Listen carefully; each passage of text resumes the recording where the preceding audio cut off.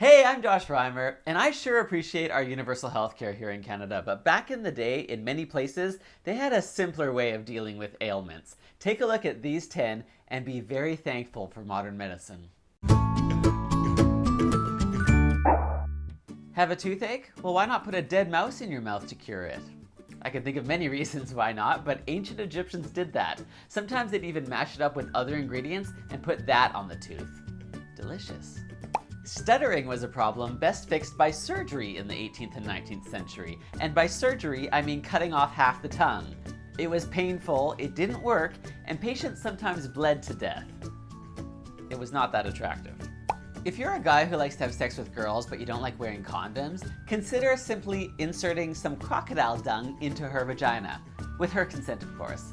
That's what they did in ancient Egypt. What a time to be alive.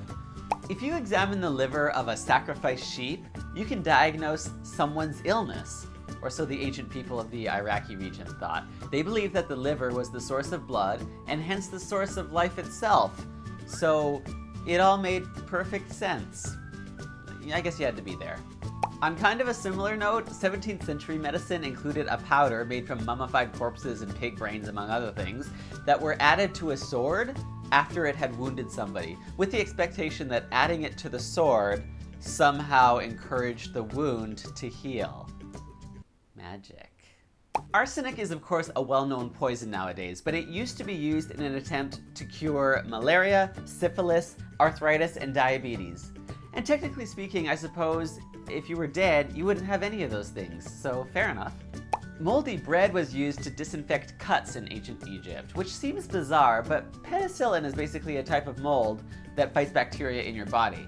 So out of everything I've mentioned so far, this one definitely makes the most sense, which isn't saying much.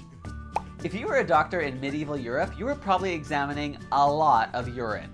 You'd take a good look at its consistency, you'd smell it to see what you could detect, and you'd even likely taste it for a more accurate diagnosis. Now that's dedication to your craft. So the precursor to Coca-Cola was Vin Mariani, which is a wine that claimed to restore health, strength, energy, and vitality. It was made with red wine and coca leaves, which produce cocaine. Even the Pope at the time regularly drank and endorsed it. Amen.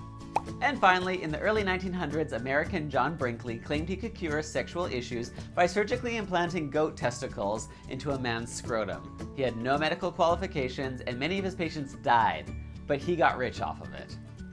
It's like the medical version of Trump. Good luck, America.